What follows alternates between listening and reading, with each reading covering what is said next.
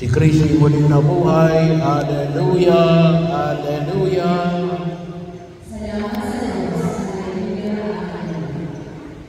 Bahagi yun na patuloy nating pagninilay sa dakilang kapistahan ng muling pagkabuhay ng ating Panginoong Jesucristo. Ang ika-4 na linggo ay tinaguri ang Good Shepherd Sunday, ang linggo ng mabuting pastor. Kaya ipanalangin din natin ang pagpapalaganap ng bukasyon. Pagkakataon na tayo naanyahan ng pumikapal sa araw na ito. Paanyaya, sino ba ang ating mabuting pastor? Hindi lang basta pastor, ngunit mabuting pastor. Alam natin na at tayo na niya ng Diyos na liman. Siya ang mabuting pastor. At kung talagang si Jesus ang mabuting pastor, nawa ay pinakikinggan natin siya. Kanino ba tayo nakikinig?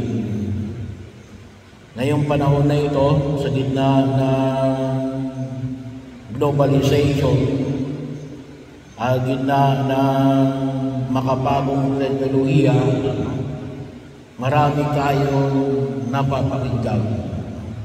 Pero sino yung tinuturing natin pastor? Kanino tayo nakikinig?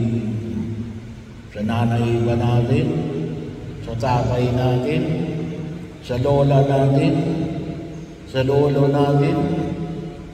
O sa mga kamag-anak natin? Maaaring sa tito, no? O maaaring sa sino man na pinakikinggan natin. At yung pinakikinggan ba natin ay may tuturing ba natin mabuting pastor? So bahagi yun, sapagkat baka mamaya, later on, tsaka natin ma-realize natin na yung atin palang pinakikinggan ay upahan lamang na pastor. Kaya kuminsan na kinita natin na naibulin tayo sa kapahamanan. Well, sabi nga ho natin, kaya mag-ingat tayo, no? Mag-ingat tayo sa ating pinakikinggan. Kaya po, sa mundong ginagalawan na ito, tayo po minsan ay naliligaw. Bakit? No? Mali yung pinakinggan natin. Hindi isang mabuting pastor ang pinakinggan natin. Bahagi ho. Kaya kinakailangan din maging matalino tayo. Mag-isip tayo ng malalim.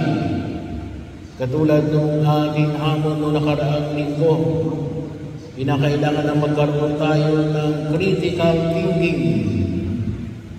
Pagkabahagi ho, ano ngayon ang magiging masabi natin na ito yung isang mabuting pastor? Kung pagbabasihan natin, yung mga nakalipas sa 3 linggo, ay siguro po, maging bahagi ng pagkilos natin. Noong unang linggo, ano ba yung hamon ng unang linggo?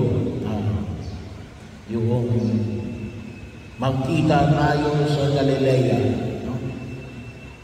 Kinakailangan yung ating mga pinakikinggan ay yung mga taong nakasalumuhan natin. No? Personally. Hindi lamang sa pamamagitan ng, well, may mga tinatawag tayo ngayong mga influencer. Mga, kung tawagin po natin ay mga media influencer. Kuminsan yun ang pinakikinggan natin. Pero sana kapag masabi natin, ito, nakita ko talaga ito. Naging kabahagi ng aming pagkilos. nakatagpo ko mismo, nakausap ko mismo. No?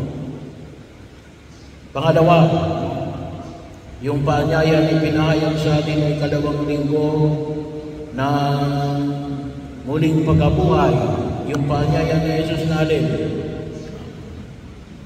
Alisin natin yung ating pagdududa. No? Bahagi yun. Isang paanyaya natin na yung ating pinakikinggan na hindi yung taong wala nang ginawa kundi magduda. No? O hindi kaya ay ang kanyang pamantayan at tayo ay alin.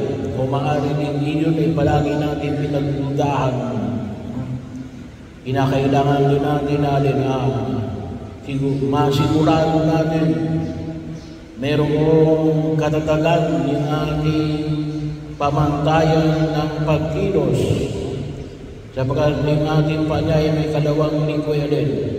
Wala tayong pagtunguhan kapag tayo ay palagi nasa estado ng pagdududa.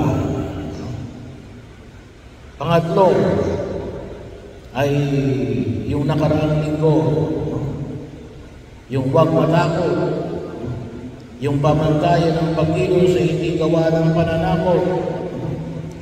Pagkakataon na kung saan ay makita po natin yung pagkilos natin ay alin, walang kinakatakutan sapagkat alam natin na ito ay tama at sang-ayon sa pahayag ng ating pagkaunawa at pananampalataya. Reason and faith.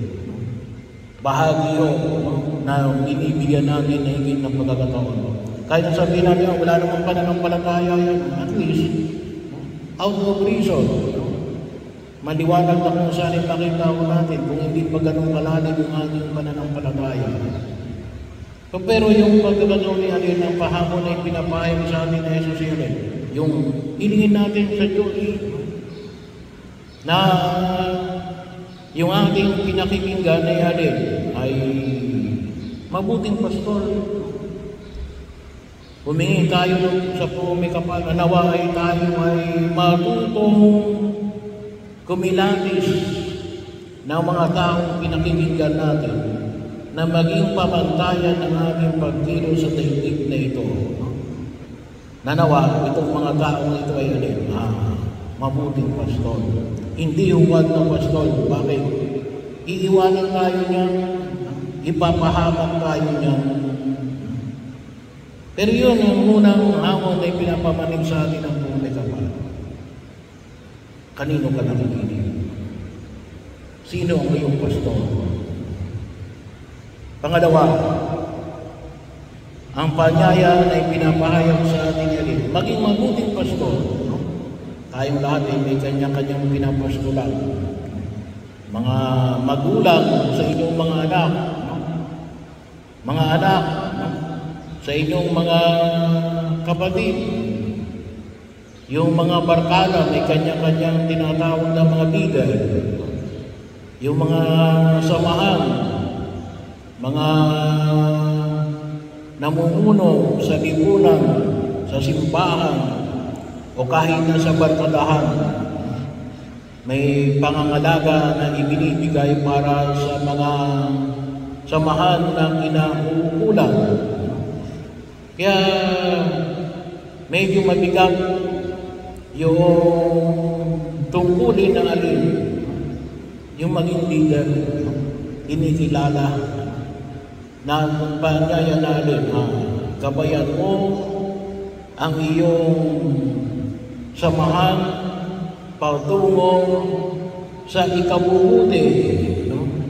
Sa ikaayos ng pagkilos sa daigdig na ito. At ano yung hamon na pinahayag sa atin sa Ebanghelyo ngayon? Sa buong mikapal, paanyaya na rin, yung paanyaya na handang magbigay ng kanyang sarili, ng kanyang buhay sa kanyang mga tupa. Medyo mabigat. pagkakataon na kung saan handang ialay ang kanyang buhay sa kanyang mga tupa. Kuminsan ay makita natin na mauna na kayo, no? Maligtas lang ako. Kuminsan gano'n yung kayo. Hindi, ito ay mauna ako para titingnan ko kung ito ay maglulunod sa atin ng kaligtasan o hindi.